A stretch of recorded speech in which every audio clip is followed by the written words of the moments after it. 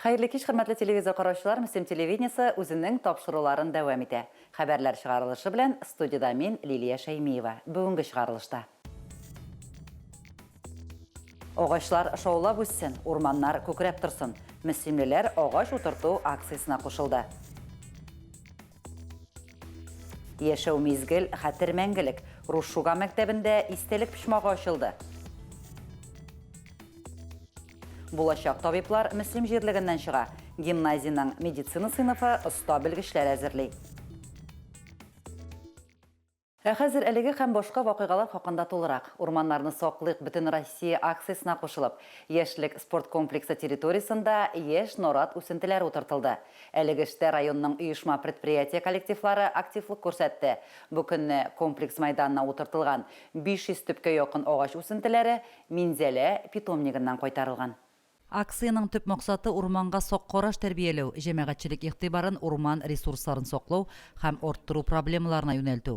Һәркемнең изге эшкә үз өлешен кертәсе килде. Районыбыз җирлегендә агач утырту акциясе дәвам итә. Бүгенге көндә дә менә бик күп кенә оешмалар ярдәме белән 500-гә якын агач утырттык. Шуңа күрә һәр оешма җитәкчесенә бик зур рәхмәт. Агачның инде аның файдасы күп икәнен беләбез. Ул безнең киләчәк өчен, яшәешебез өчен һәм моторлык өчен. Шуңа күрә җирлегебез матур булсын, яшелләнеп торсын. Барыгызга да бик зур рәхмәт. Кемнәр килгән бүген акциядә катнашкан. Урманнарны саклыйк халыкара агач утырту акциясе ай буе дәвам итәчәк. Акция барышында район үзәгендә 3000-нән артык агач утырту күздә тотыла. Мөслим районында урманнар аз түгел. Димәк, аларны саклау һәм мәйданнарын арттыру безгә зур җаваплылык йөкли. Урманнарны саклык дигән акциясе безнең дәвам итә Мөслимдә. Безнең мөслимләр бик актив катнаша. Бу елны инде безнең 1000-нән артык агач кайтылды. Менә бу наратларны инде без Минзәлә районыннан кайттык. Аларның лесхозыннан дип әйтегәндә. Шул 1000 метрдан артыграк агачларны утыртсак, аларның 50-гә 50 теге приживаться итү дигән моменты бар. Монда инде без яшь үсентеләрне кайттык. Аларның инде теге ширләү моментлары әзрәк булачак дигән шул. Алар яшәп китәргә. Шуңа күрә инде дәвам итәргә кирәк. Бу агачларны утыртырга кирәк. Күбрәк утырткан саен Мөслимебез яшелләнә. Мөслимләр гомумән тырыш матурлыкны аңлый белә торган кешеләр. Без үз эшебез белән башкаларны да ияртә беләбез. Бүгенге чарага да шактый күп кеше килгән иде. Без сөйнәбез инде шулай агачлар утыртканга инде матурлана, үзебезнең территория, стадион территориясе инде. Киләчәктә шулай үсеп китсеннәр агачлар, матур булсыннар. Агач утырту киләчәк буын өчен мөһим. Шул ук вакытта изге эш. Мондый төр акциялар илнең төп байлыгын саклый, урманнарны югалтулардан тулыландырып торырга һәм экосистеманы сакларга ярдәм итә. Лилия Шәймиева, Динар Нуретдинов, Мөслим телевидениесе.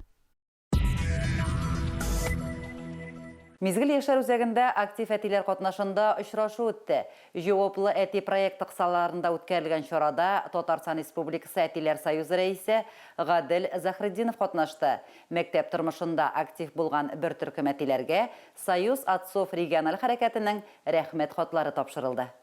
Җаваплы әти проектына багышланган очрашуда төп темаларның берсе үсеп килүче буынны тәрбияләү һәм гаиләдә әти роленың мөһимлеге турында булды. Чарада район башлыгы орынбасары Озат Әхмәтҗанов та катнашты. И вот к чему я это хочу сказать, что отец для сына, кто наставник, он показывает личным примером, как надо вести себя с супругой любимой, чтобы в дальнейшем пацан, когда вырос мальчик, он нашел себе вторую половинку и вел себя так же замечательно, как он сам. Если собственным примером не покажешь, естественно, ребенок как будет себя вести? Очень плохо. Әтинең роле зур инде, ул безнең гаиләнең тоткасы дибез бит инде.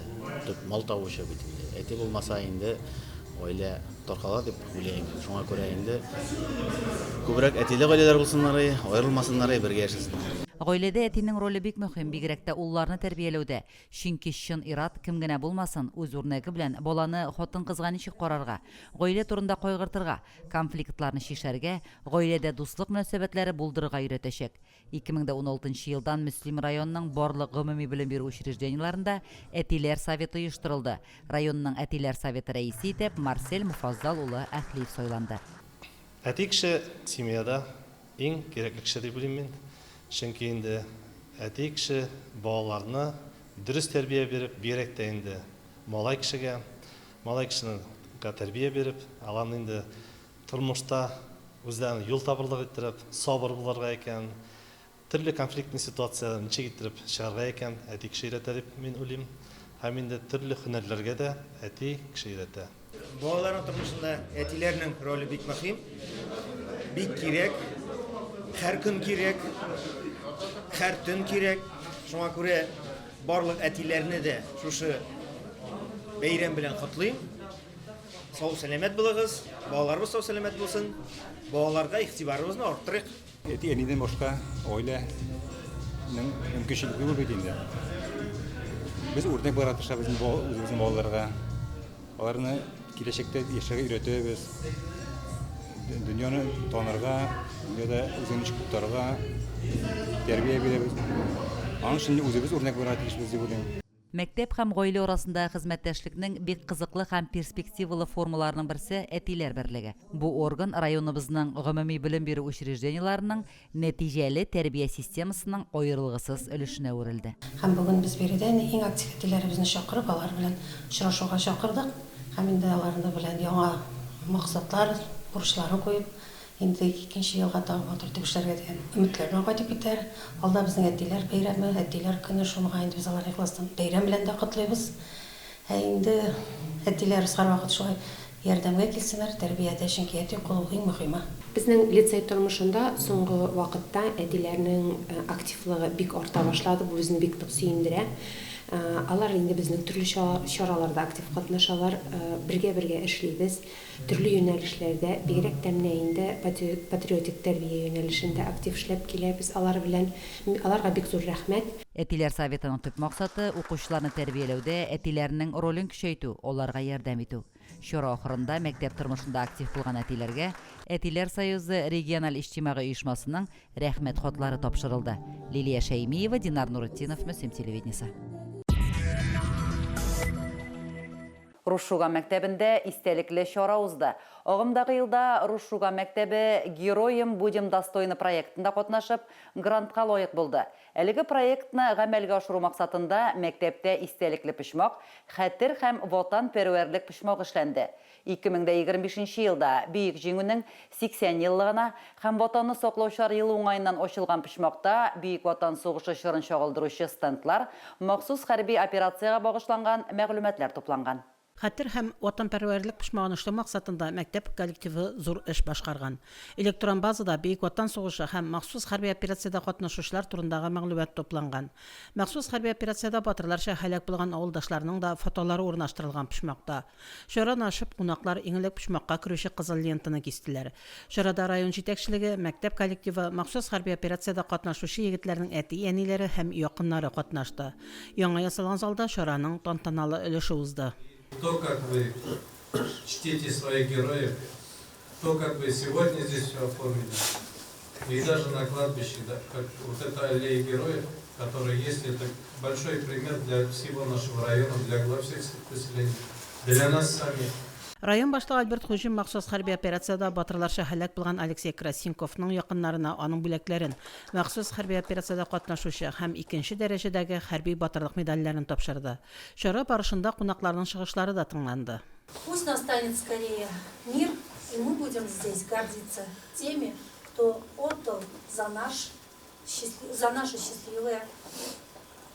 счастливую жизнь свою жизнь. Рушшуган авыл җирлеге башлыгы Альбина Басорина махсус хәрби операцияга җибәрү өчен ярдәм җыюда, шәмнәр ясауда актив катнашкан бер төркем волонтерларга авыл җирлегенең рәхмәт хатларын бирде. Мы не имеем права забыть тех солдат, которые погибли ради того, чтобы мы сейчас жили. Мы обязаны все помнить. Жизнь человека только миг в прибрежном времени Вселенной. И только в памяти живых она становится нетленной. Героем будем достойны проектына мәгълүматлар туплауда катнашкан актив укытучыларга район мәгариф идарәсенең мәктәп дирекциясенең рәхмәт хатлары тапшырылды. Наша местность – это родина героев. Начиная с Петра Богданкина, заканчивая сегодняшними участниками специальной военной операции. Абсолютное большинство из которых – это выпускники нашей школы. Чара ахырында кунаклар махсус хәрби операциядә һәлак булучылар истәлегенә чәчәкләр салдылар. Аларны 1 минутлык тынлык белән искә алдылар. Фәридә Гантинова, Динар Нуретдинов, Мөслим телевидениесе.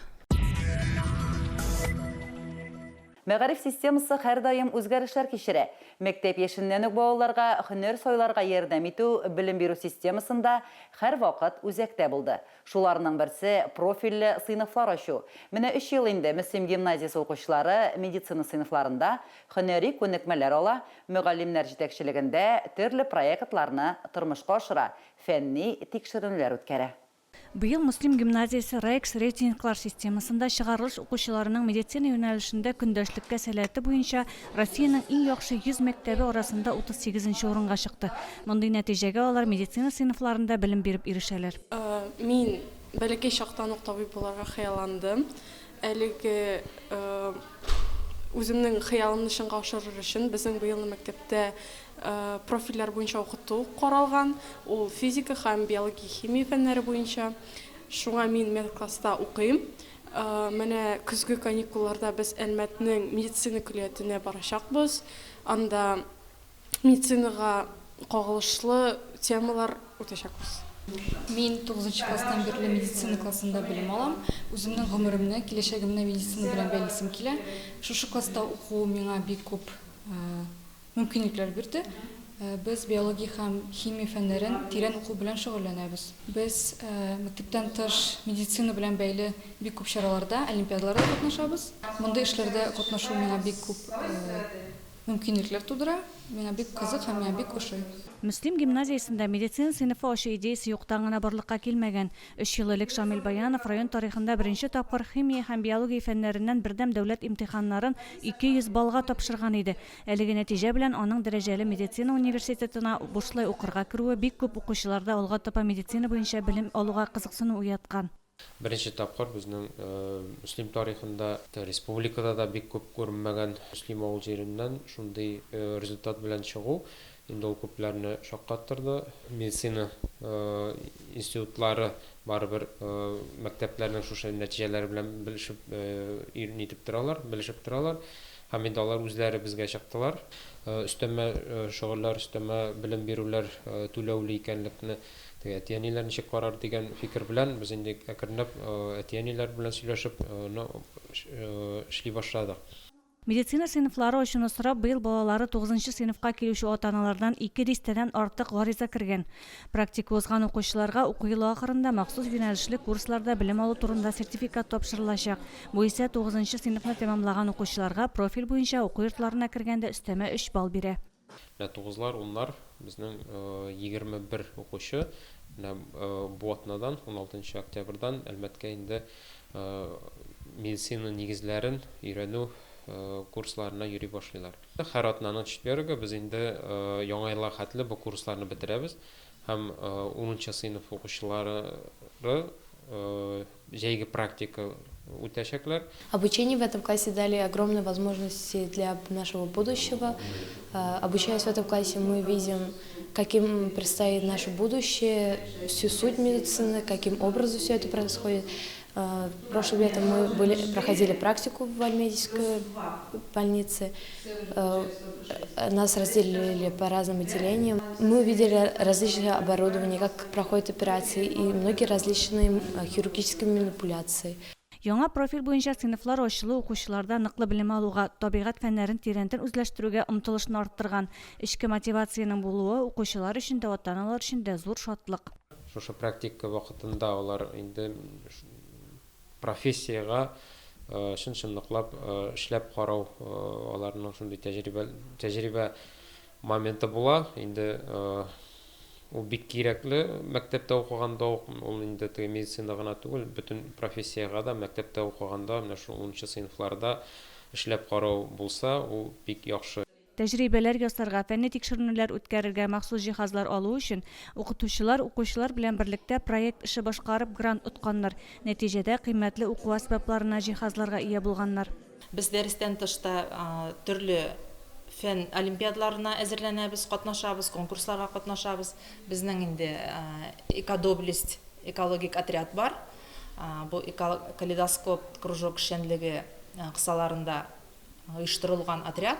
Төрле конкурслар нәтиҗәсендә без төрле җиңүләр яулыйбыз. Хәзерге вакытта да менә Бөтен Россия проектында уңышлы сойлап алу турын узып, безгә инде реактивлар кайтты.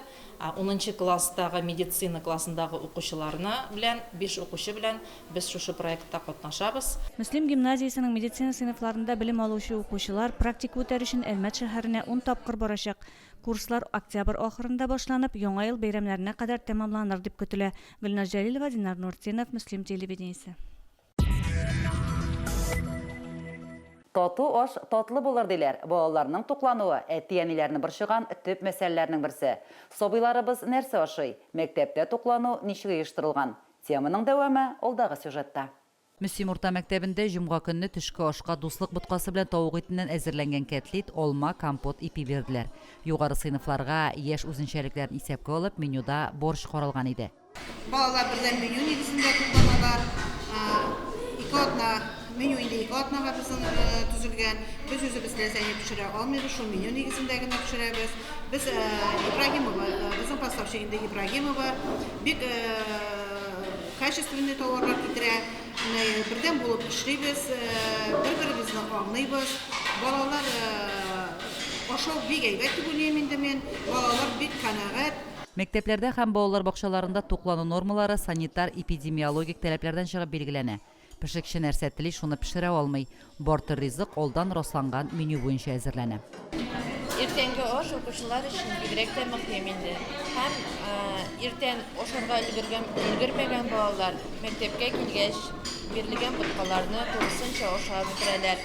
Үсеп килүче организмга бөтен кирәкле элементлар да бар. Һәм инде безнең бердәм меню белән ашарга әзерләнә. Балалар бик яратып ашый, әти-әниләр бик канәгать. Мәктәптә столовойда бик тәмле ашарга пешерәләр. Менә бүген җомга көн, ул инде көненә һәр көне төрле ризыклар бирәләр. Ә бүген дружба боткасы, тавык котлеты белән балалар нык яратып ашыйлар. Ашкан әле чиста, матур, җылы. Без балаларны ашарга гына түгел, ашауга тәртипле утырырга да өйрәтәбез. Безнең мәктәптә бик тәмле ашаталар. Мин школдан килеп букаларны яратып ашыйм. Тәмле алмалар, ипиләр пешерәләр, букалар, макароннар, ашылар тәмле итеп. Мәктәп ашханәсендә ризык әзерләү өчен бөтен уңайлыклар да тудырылган. Кирәкле җиһазлар, савыт-сабалар, ризык әзерләү өчен уңайлы мишләр алынган. Biz балаларны бер генә кайнар питание ашатабыз. И продленный группа бар инде безнең 60 бала продленный группа ашатабыз. Продленка группада инде обычный бутка ашыйлар. И атнага бер менә хәзер үзгәрде бу атнадан меню. Аш бирәбез атнага бер. Башлангычларның да өлкән сыйныфларның да тәлинкәләрен этеп куйганнарын күрмәдек. Ашап рәхмәт әйтеп киткән укучыларга пешекчеләр дә сөенеп кала. Лилия Шәймиева, Динар Нуртдинов, Мөслим телевидениесе. 2025 ел Мөслим районы мөхтәсибәте һәм дин әһелләре өчен шатлыклы вакыйгаларга бай булды. Шулар арасында Мөслим районы мәчетләре һәм имамнары Шохи Әхмәт хәзрәт Әс-Симәки һәм аның нәселе китаплары басылып дөнья күрде. Икесенең дә авторы Миңнулла Габдулла улы Абдуллин. Китаплар күп мәгълүмат туплаган, тарихи фактларга, архив документларына нигезләнгән. Үткәнне киләчәккә ялгаучы өзелмәс нур булып тора. Яшик спорт комплексында волейбол буенча Татарстан Республикасы волейбол федерациясе президентының 12-нче кубогы финалы узды. Мөслим, Сорман, Опас, Буа районнарынан һәм сәнәгать предприятиеләре командалары катнашында булган киеренке уеннарны безнең иҗат төркеме дә күзәтте. Яшик спорт комплексында оештырылган зур масштаблы ярышларда Татарстан Республикасы волейбол федерациясе вәкилләре, республиканың төрле районнарынан килгән җитәкчеләр, спорт мәктәпләренең волейбол буенча тренерлары катнашты. Ярышларда катнашучыларны район башлыгы урынбасары Озат Әхмәтҗанов сәламләгәч, республика ярышларының баш хөкемдары Алексей Авачников уен тәртибе белән таныштырды. Финальные игры Кубка президента Федерации волейбола Республики Татарстан среди промышленных предприятий и сельских муниципальных районов. Победители этих соревнований, призеры, получают сертификаты на большие суммы на приобретение волейбольного инвентаря. Впервые проводится в этом прекрасном, замечательном комплексе Яшлек в Муслимовском районе. 2 площадки, на которых будут играть сильнейшие команды. Сельские и сразу на обеих площадках будут играть. Бүгінгі біздің ярышларның енді занан этаплары тоже біздің Муслимда өтті енді. Бу инде 14 елдан башланган ярышларның берсе. Мен әйтәсе килгәндә монда командада бер кыз уйнарга тиеш. Студентлар яшендәге ярышлар түгел, эшмәкәрләр арасында и ограничение 22 яшь булырга тиеш бу ярышта катнашырга инде. Муслюмова эти соревнования, Кубок президента Федерации волейбола Республики Татарстан проходят в первый раз. Мы стараемся от Федерации волейбола назначать в разных районах, не повторяться, стараемся каждый раз проводить в каком-нибудь новом районе эти соревнования, финал этого кубка. Мындай масштаблы ярышлар быел 12-нче мәртәбә оештырыла. 2014 елда Татарстан Республикасы Дәүләт Советы рәисе, Татарстан Республикасы волейбол федерациясе президенты Фәрит Мөхәммәтшин, республиканың сәнәгать предприятиеләре һәм авыл муниципаль районнары хезмәткәрләре арасында соңгы елларда беренче масштаблы волейбол форумын уздыру инициативасы белән чыкты. Шуңа бәйле рәвештә күп баскычлы волейбол марафонын оештыру һәм уздыру ихтыяҗы туды. Biz Сорманнан, Сорман сборная белән бу ярышта Кубок президентыда biz уже, наверное, 6-нчы ел катнашабыз. Башка елларны финалга чыгайык, теге елны чыгып булмады менә, бу елны Аллага шөкер чыктык. Волейбол белән байтактан катнашабыз. Команда безнең сплоченная, әйбәт. Бу ярыш безгә ошый, потому что нестандартный. Анда составта бер кыз булырга тиеш, и 5 малай. Шуңа күрә обычный волейболдан аерыла. Впервые приехали в Муслюмово, давно занимаемся волейболом. Я больше как организатор, то есть команда у нас сборная ПАО КамАЗ. Очень прогрессивная такая игра, постоянно участвует, очень много работников КамАЗа занимается волейболом. Впервые вышли в финал, впервые приехали в Муслюмово, очень хотим победить. Вот, будут интересные игры, я думаю, что, надеюсь, такие интересные, интригующие игры. Волейболом занимаюсь я уже, по-моему, с 4 класса. Как бы до сих пор живу, нравится играть. Сейчас работаю тренером, как раз по специальности пошла. Приехали сюда в Муслюму, очень классная спортивная школа, здесь хороший район, зал отличный. Приехали мы на финал Кубок президента, конечно, хочется выиграть. Без бу районнан, мен бу команданың тренеры. Без бу ярышның 2 мәртәбә җиңгән бар. Берсе Буада, берсе Сабада. Двукратные обладатели Кубка президента. Мы быел килдеген өчен табраларга, Алатыләсә. Ярышларда предприятиеларда эшләүче 22 яшьтән өлкәнрәк һәвәскәр командалар гына катнаша. Россия чемпионатының рәсми ярышларында катнашкан уенчылар рөхсәт ителми.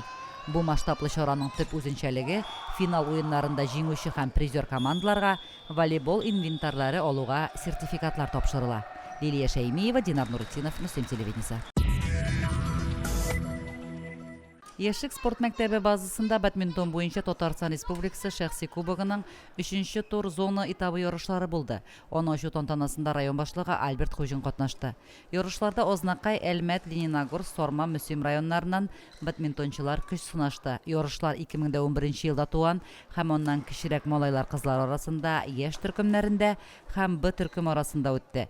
2011 елда туган һәм оннан кечерәк малайлар арасында шәхси кубокның 3-нче этабында зона ярышлары йомгаклары буенча Рамазан Яхин 3-нче урынны алды. Олия Шәйхуллина Б төркемендә кызлар арасында 2-нче урынга лаек булды.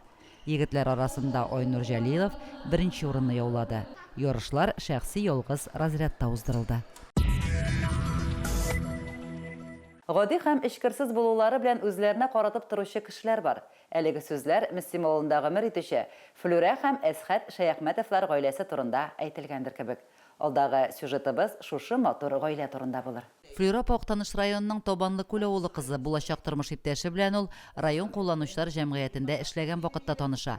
Ул вакытта Әсхәт абый районның ДАСАФ оешмасында инструктор булып эшли. Татуырга дебетләр инде, ничесен инде, менә шулай яшибез инде керенгенә. Күпме булгандыр менә быел 56-нчы ел була инде. Әйбәт яшибез инде карас. Әйбәт кенә. 2 улым, бер кызым бар инде карас. 22 ел райкомда шофер булып эшләгән Әсхәт абый лаеклы юлга районның яңгын хезмәтеннән чыга. Флюра апаны райондашларыбыз иминиятле буларак яхшы белә. Сайлаган һөнәренә хас булганча, ул төгәллек һәм пөхтәлек ярата. Гаиләнең тигез мотор иттереп яшәве хатын-кызның сабырлыгында. Ират инде ул эштә, ул кайтып та кермәй, иртән чыгып китте, кич кайтты, балаларны үзем диярлек үстердем инде мин. Әнкәйләрне, минем туганнарымны бик хөрмәт итте. Шуңа күрә үзем дә бик хөрмәт итеп кенә торам. Аңа 89 яшьгәдер. Бір күнні қай күнні 20 кіші қонадырық ол вақытта 6 пісмақлығына үйелі мен келгенде. Флюропа белән Әсхәт абый 2 малай, 1 кыз үстерәләр. Бүген алар Җиданыкның кадерле әби белән бабасы да әле. Флюропа кайнанасын балаларны карауда зур ярдәмче булды ди. Бүген дә балаларның кичкенә вакытларын искә ала. Ул истәлекләр аклы-каралы сурәтләр белән гаилә альбомнарында саклана. Бүген дә бер-беребезне кайгыртып, ярты сүздән, ярты караштан аңлап яшибез. Бәхетнең сире сабырлыкта ди Флюропа. Бал оныклар сөйәбез Аллаһка шөкер. Оныкларыбыз үсте. Менә Ландышның кызы хәзер 7нче елын укыта. Безнең горурлыгыбыз бик мактыйлар, бик әйбәт укыта диләр. Малайларны кыйнтыгын тоже булатны кыда инет битерде. Бәләкәй нидә укый. Аграда, универда. Ландышны картагын 2нчесендә укып битерде. Бу асылныкылар Казанда инде, олысы уже өйләнде, семьялы. Шәяхмәтовлар күпләп вакытлы матбугатта яздырып алалар. Флюропа татарча кроссвордлар чишәргә ярата. Райондашларыбыз икесе дә намазда. Яшь барган сайын Аллаһка ныграк тартыласың диялар. Шәяхмәтовлар күпләп яшелчә, җиләк-җимеш утырталар. Туган йортка балалар да изне суытмый. Бәйрәм көннәрендә генә түгел, ел дәвамында аларның йорты балалар һәм оныклар тавышына күмелеп утыра. Лилия Шәймиева, Динар Нуртдинов, Мөслим телевидениесе.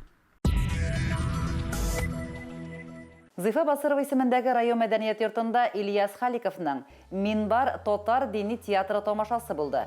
Сәхнәдә барган күренешләр, яңгыраган җырлар барсы да милләтне олылау, телебезне һәм милли йолаларыбызны саклауга багышланган иде.